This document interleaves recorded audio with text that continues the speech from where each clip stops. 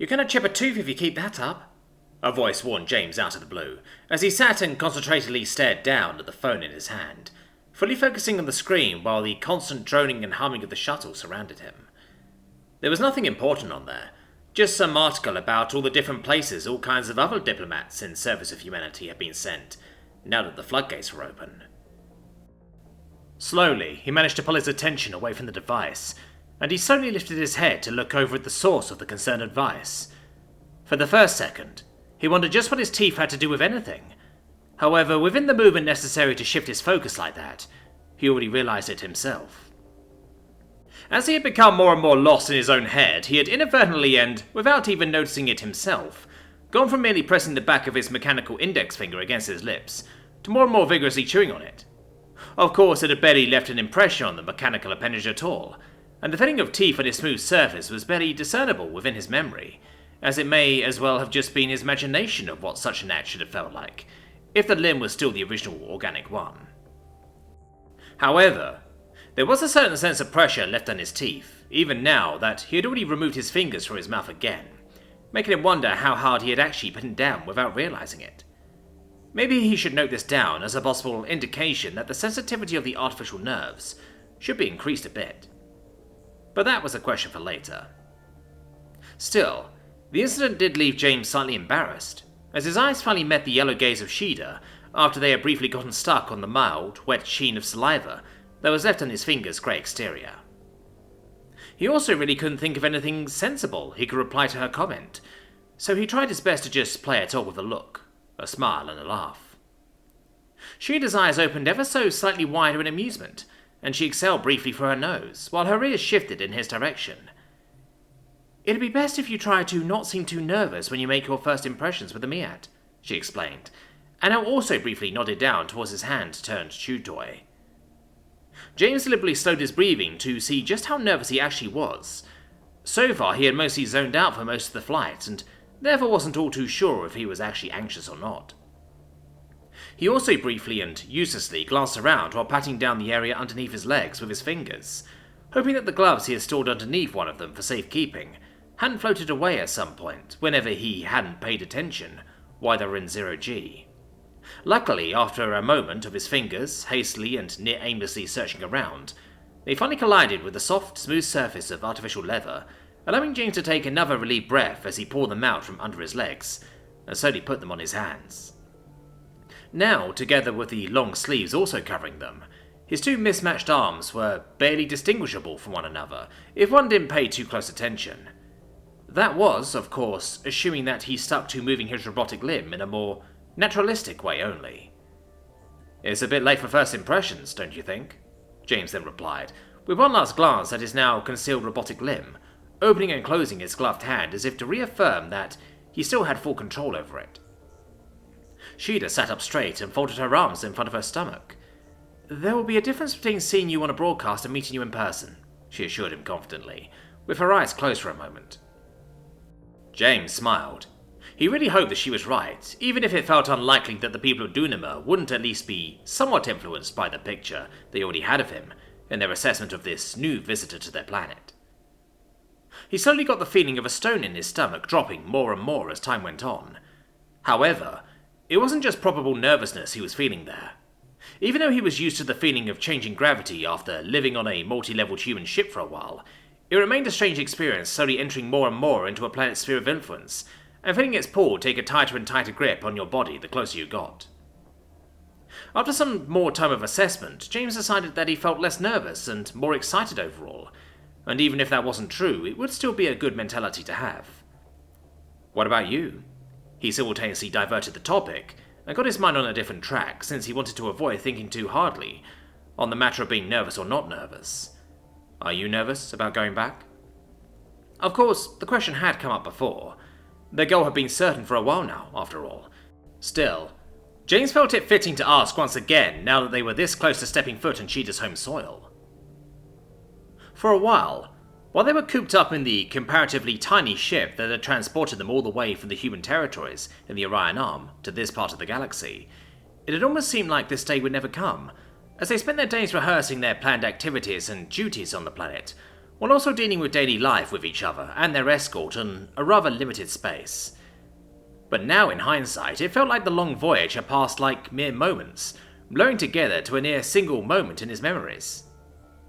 James wasn't sure if the fact that a good part of the escort was made up of his former teammates had been productive or detrimental to a healthy home life during the voyage, as it had felt like both had been the case in equal amounts on multiple occasions. It had certainly kept things interesting. Right now, the soldiers were granting him a moment of reprieve right before the likely stressful arrival planetside. Professionally, they sat quietly on the other side of the shuttle as a close group. "Honestly, it still feels kinda surreal," Shida admitted, leaning forward onto her crossed arms and uselessly looking in the direction they were currently flying, even though all she could see there was a metal wall with a door in its middle. "Never really thought I'd go back, and even though I knew I would for a while now, I guess a part of me will still only believe it when it sees it." James nodded, more to himself than as an answer to her statement. "I can relate," he replied ruminatively. "Truth be told, a whole planet of your people is still kind of hard to imagine for me." Looking up at the shuttle's ceiling, he tried to conjure up a mental image of a large group of Miat. The striped skin, the sharp eyes, wild hair everywhere, and twitching ears turned in his direction. But in the end, his mind defaulted to merely showing him the very familiar picture of a crowd of humans staring back at him. Something he had seen a bunch of times was just easier for it to comprehend than something he only knew in concept, at least as long as he wanted any detail, instead of just vague shapes. Shida snickered, although her voice didn't really sound humorous as she did.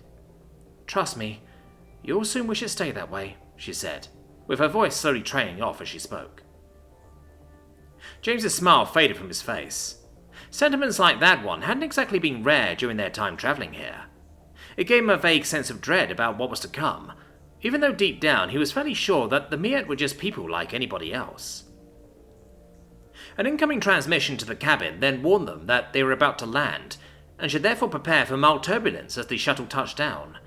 It was a relatively smooth landing though, so apart from the small jolt that the vehicle took when it first made real contact with the ground, the main thing informing them that they had landed was that any feeling of momentum in their bones had stopped, and that the engines were slowly dying down. In a single motion, acting more as one entity than as individuals, the soldiers on the other side of the shuttle started to remove the belts strapping them to their seats, and got up to their feet, before turning to re-equip any equipment that had been too unwieldy to wear during their trip in the shuttle. Backpacks were put on, weapons were shouldered, and breath filters were pulled over heads and faces.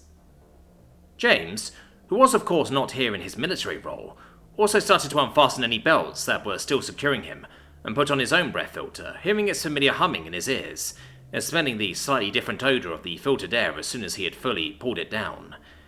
As he had decided against appearing to his first meeting with the Miat in a heavily armoured manner himself, he had no bigger weaponry to haul around with him right now, although he had let himself be willingly persuaded to still carry a handgun at his hip. Despite it usually going against the way he wanted to present himself, current circumstances had made him a bit more welcoming to the idea, especially given the fact that everyone would know that he was a trained soldier, and could therefore hopefully be trusted with a firearm. As this official precaution installed by humanity's leadership didn't yet extend to her, especially since this was her home planet, she'd opted to forgo wearing the breath filter for the moment, instead attaching it to a loop on the large backpack she had brought with her, leaving it to hang there like the world's strangest accessory. The soldiers then stood in two files, allowing James and Shida to walk in between them so their escort could form a protective circle around their marks. "Ready, sir?" Andrej, who had taken point in the protective formation, and was therefore standing right in front of James, asked. Admittedly, James was briefly taken aback by his superior in almost any sense, suddenly addressing him with "Sir." However, things were getting official now, so at least for the time being, he wasn't James right now. He wasn't even First Lieutenant Aldwyn. He was Ambassador Candidate for Councilman Aldwyn. "Ready, Major," he therefore replied, after a brief glance at Shida to his left, who gave him a reaffirming but obviously still slightly hesitant nod.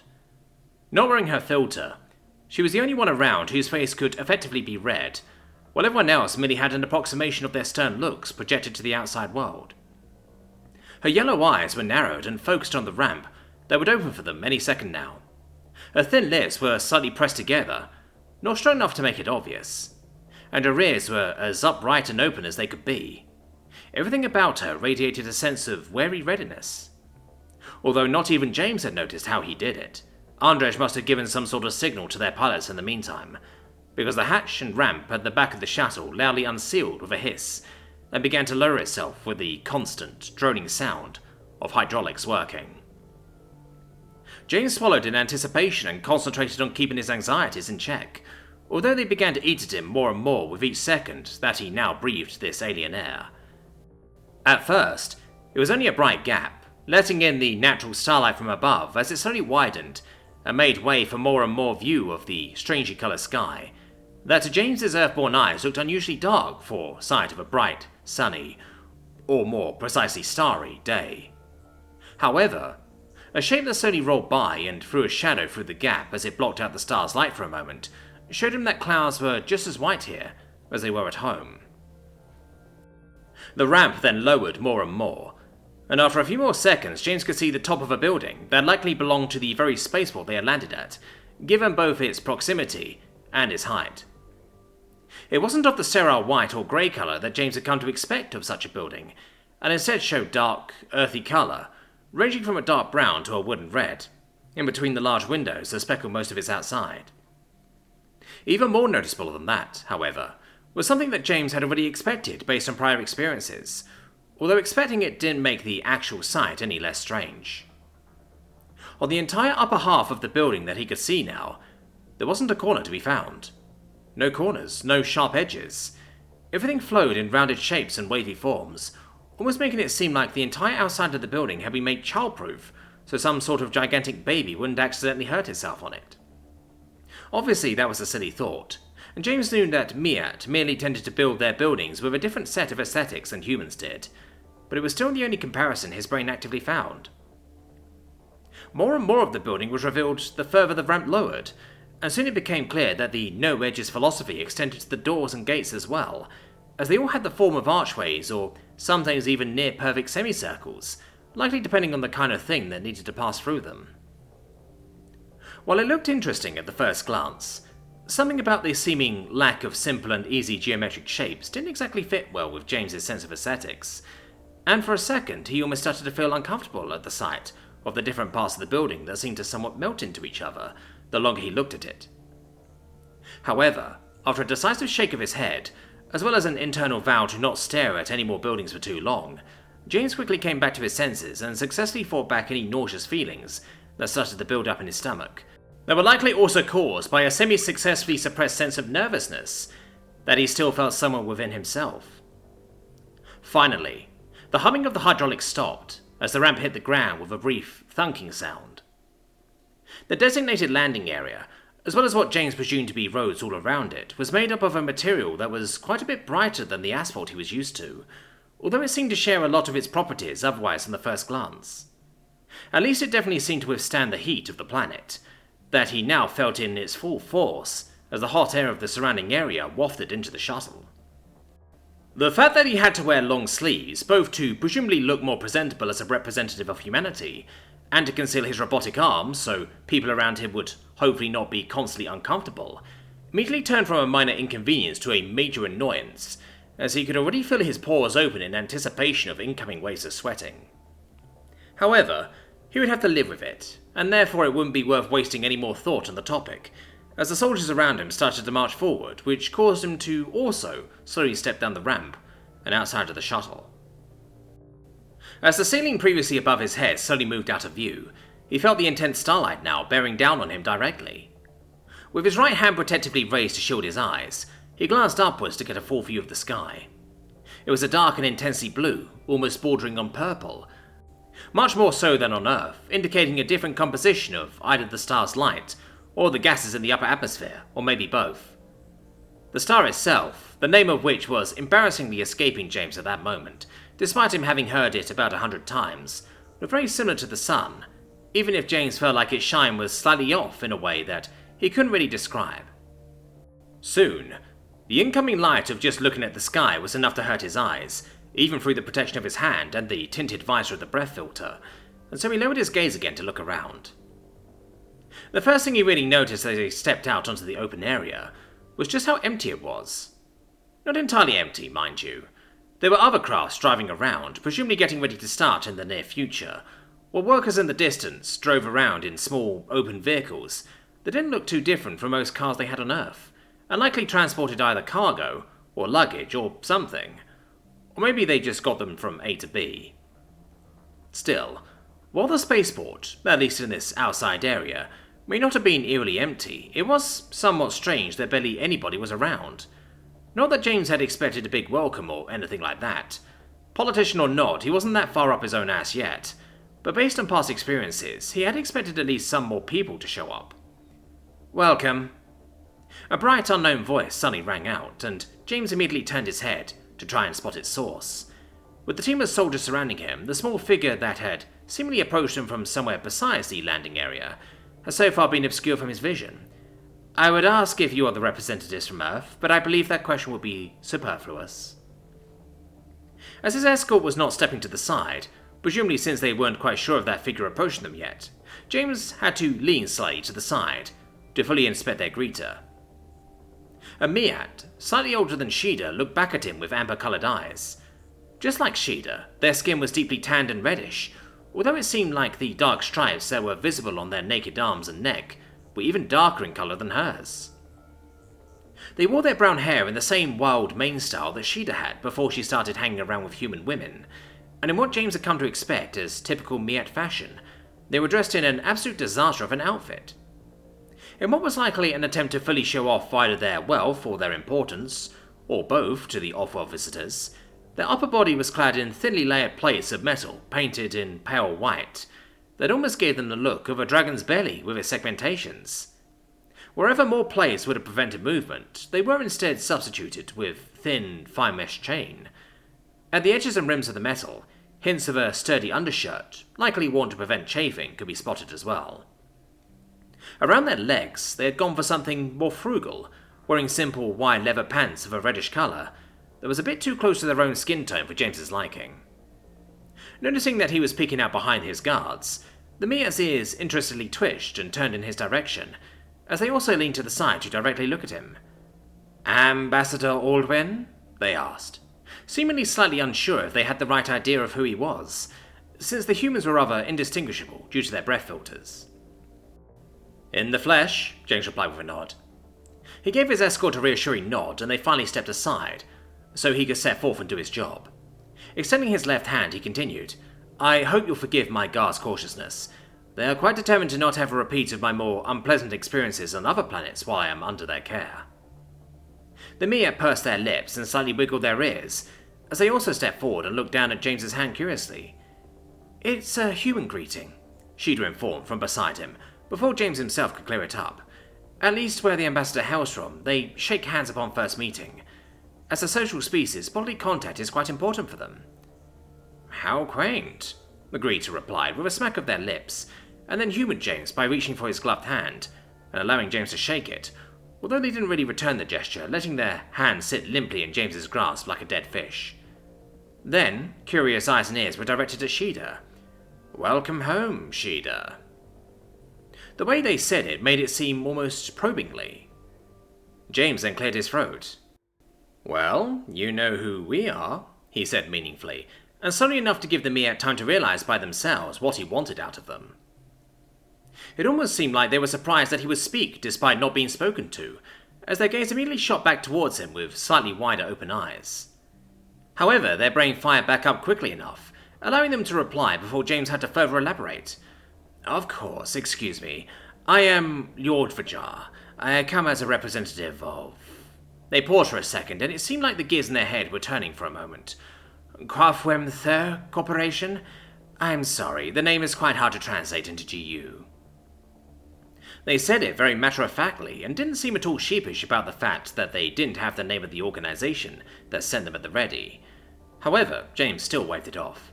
"It's fine, I understand," he assured the greeter offhandedly. Still, for what wasn't the first and surely wouldn't be the last time today, he found himself confronted with a concept that he had been prepared for, but still wasn't quite ready to fully believe until he encountered it himself. The Miat called them Komalatopeno. They were sort of political corporations, and in the corporatocracy of Dunnima, they formed the leadership. And HFY held the biggest market shares.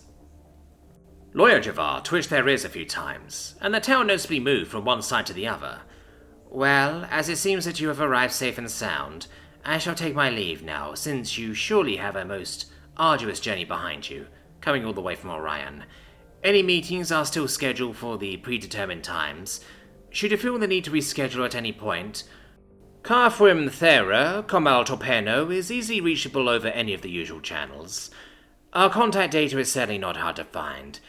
I wish you a most productive stay on our planet and in our city, Ambassador Aldwin, they explained in a clearly well-practiced business tone, before standing up straight with both hands behind their back for a second. Then they turned on the spot and started to hurry away, towards the main building of the spaceport with large, swift strides. Admittedly, James was a bit surprised by that, and he honestly looked after them as they lift with a tail swaying in satisfaction. Weird guy, Shida finally commented, after having given the Meat ample time to walk far enough that even their fine ears would not be able to hear her anymore. Guy? James had to admit that wouldn't have been his first guess. In a sudden moment of abrupt realization, James now saw that the fact that he had not only immediately recognized Shida as a woman when the two had first met, but also that that assessment had been correct, had been pure luck. Because, unless Lorry Yrrol looked particularly feminine for his kind, there seemed to be a noticeably lesser degree of sexual dimorphism in Meat than there was in humans, to the point that Meat males looked fairly androgynous, at least to the human eye. It would remain to be seen if that sentiment remained true the more Meat James met over his stay here. Right now, there wasn't time to think about that, because it seemed that Lorry Yrrol's presence had had some kind of sway over the surrounding workers, and now that he had left, that spell was quickly broken, and the people of the spacewalk quickly approached the human in order to do their jobs. Meat customs weren't all too different from human customs. Of course, the situation was slightly special, with the humans all being armed and carrying the corresponding permits and paperwork to be allowed to bring the weapons with them as they arrived. Of course, each permit had to be matched with its specific weapon, while the rest of their luggage was also screened for anything they weren't permitted to bring along with eager precision. Admittedly, one thing that did differentiate the Meat border agents from human ones was the strong enthusiasm and energy with which they fulfilled their tasks, seemingly never even slowing down as they did their rather menial work. They also weren't particularly chatty, sticking to simple and direct sentences whenever they needed to talk, and staying quiet whenever they didn't. The word antisocial came to mind, however in reality, it was more non-social behaviour. They weren't rude or avoiding, they simply very clearly saw no merit in any social interactions. With talking remaining at a minimum, and the quick and energetic way they worked, all of the checks and scans were done in a rather short amount of time, at least when considering everything that needed to be done. It still took a fair amount of time ultimately, but not nearly as long as it could have taken in James's experience. In his mind, James also kept a tally, and unless every single one of these workers was at least genetically female, it seemed his first impressions were turning out to be quite accurate. Once they were finally cleared to officially enter Dunnima's ground, they also coordinated for the large amounts of food, consisting of mostly shock-frozen fruits and vegetables they had brought with them, to be transported to the hotel they would be staying at while they were in the area. Cordially, the Meat coordinating said transport offered to also take them along. However, before James could even ask for a consensus, Shida already indicated vehemently for him to decline. Advice he decided to heed, saying that they would rather use the opportunity to see a bit of the city while they walked to the hotel. The maps of the area he had indicated that it wouldn't be too far of a walk, even if James slightly dreaded the heat that would await him again as soon as they stepped out of the building. That was at least slightly air-conditioned. "Wanna tell me what that was about?"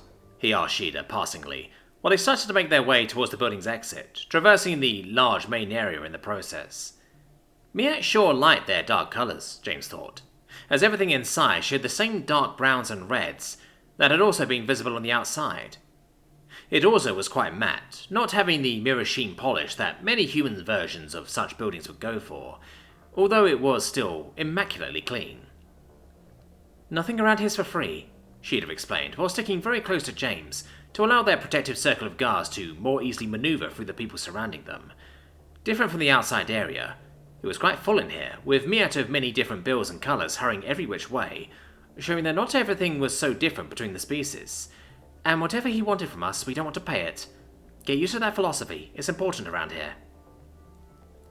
Whatever they want, we don't want to pay it, huh? Would there be people trying to make a quick profit off of them, because they were off-orders? Most likely. Then again, James wasn't exactly here to give off, no matter what you want, I won't give it to you vibes. He wanted these people on his side, after all.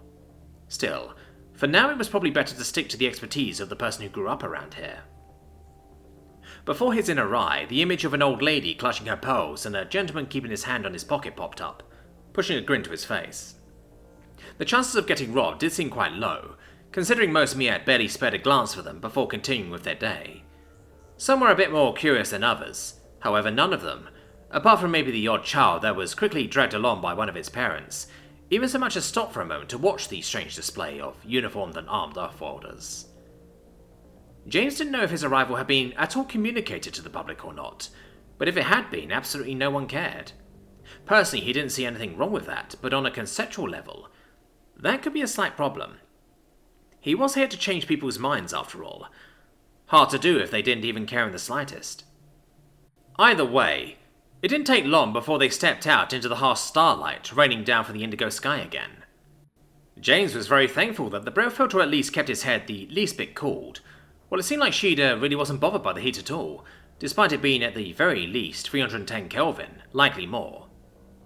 Apart from the bright streets and walkways, the dark houses, and the fact that there were no rough edges anywhere to be found, the city was basically like any other at first glance. Buildings everywhere, cars driving, and people walking around going about their day. Sure, the people were Miat in this case, but the fact that they looked so human helped familiarize the picture, even if everyone was dressed in a mixture of fetish gear, and what the 1990s thought looked tough in movies. Shada hadn't lied when she had said that you could quite easily distinguish the Miat that were currently at work, and those that had free time just based on what they were wearing, as any cloth and fabric-based clothing really did seem to be relegated solely to undergarments and work clothes. For a moment, James wondered if there were some sort of teenage Miat punks around that solely wore normal clothes as some sort of bizarro fashion statement that mirrored the leather-clad youth on Earth. But did he really have time to think about something like that? Well, he certainly didn't have the attention span, because every now and then, he would notice the familiar sight of birds picking away at scraps on the ground whenever there was a wide enough gap in between the people traversing the walkways. Of course, he had no idea what kind of avioids they were, but they did remind him of a mixture between the world's smallest vulture and ibis. They were no bigger than a magpie, and of similar colours. However, they also sported a comparatively long, naked neck and head, with a quite strongly hooked beak.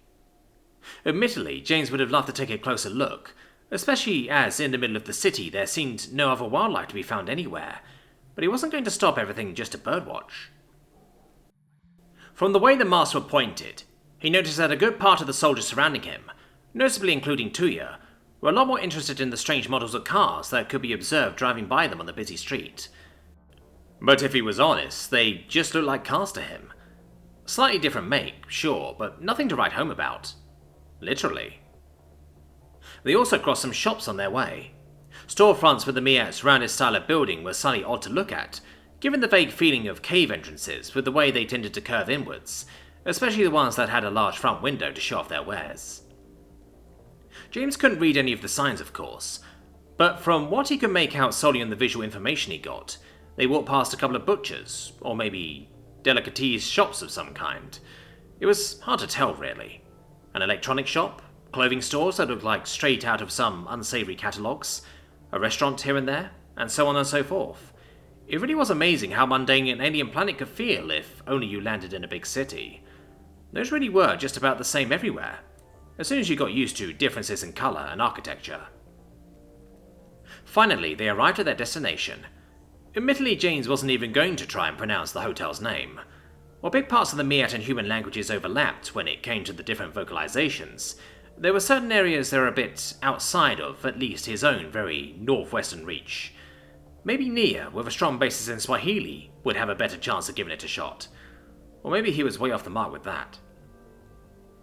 The closest comparison to the high building he could make was the form of a termite hill, and it had a fitting sandy colour as well, together with windows as round as portholes, even if they were probably much larger. A large archway formed the main entrance, although that was probably the wrong name for it.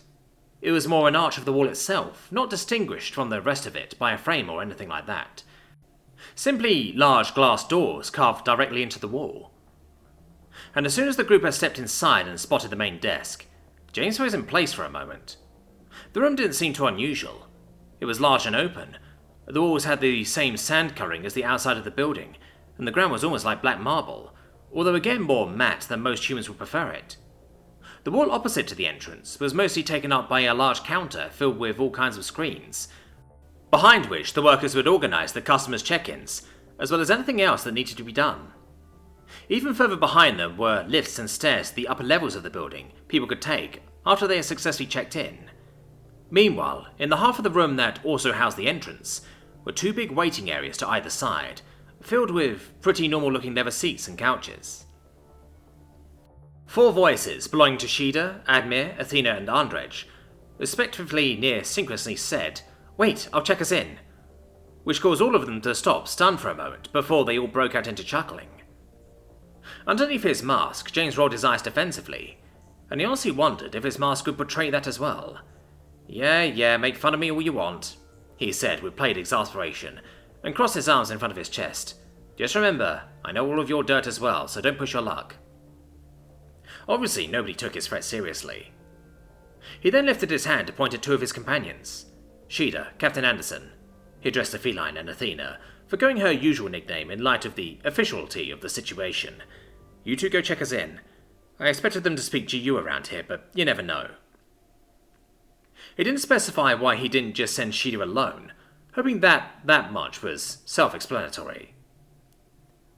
"We'll wait over there in the waiting area," he then both informed them, and ordered the rest of his escort so they wouldn't block the lobby with their presence any longer.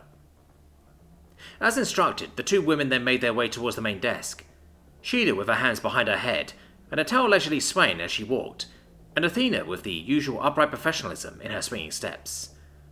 "What's your impression so far?" the Major then asked James, using the moment of quiet they had when they stepped into the waiting area.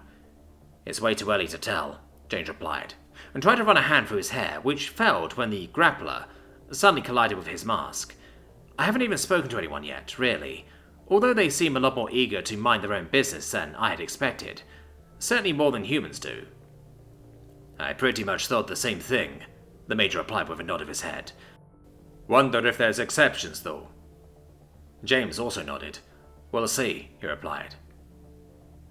Since everything was coordinated beforehand, check-in was quickly done, and soon they entered their designated room through another strangely rounded door. "You know what to do when you need us, sir," their escort excused themselves, and James nodded at them with a slight smile as he waved them goodbye for now and closed the door. The room wasn't anywhere as large as the one they had previously inhabited, in the Rushgak Hive, but it was a good bit bigger than their shared cabin on the Sun. The walls were clad in a dark reddish wood that looked pretty expensive to James, even if he had no way of knowing if that was true. A similar material also made up the large rounded closet, cupboard, dresser, table and bed, giving the room a rather monotonous appearance. There was also a door to the bathroom that James hadn't checked out yet, and of course a large television and some leather armchairs. However, the most prominent feature had to be the large window looking out at the city below them, that took up a big part of one of the room's walls. Based on previous experiences, James half expected Shida to already have jumped into the large bed when he turned around. However, that turned out to not be the case. Instead, she stood in front of the window and quietly stared out at the city, spreading out like dunes of sand in the indigo sky. "It's strange to see it all from up here," she murmured, as he stepped closer to her. "Some people down there, they dream of this. It's strange to think that I'd come back to stand here." James put his arm around her and smiled. "To be fair," he said, "you've been aiming a lot higher than this."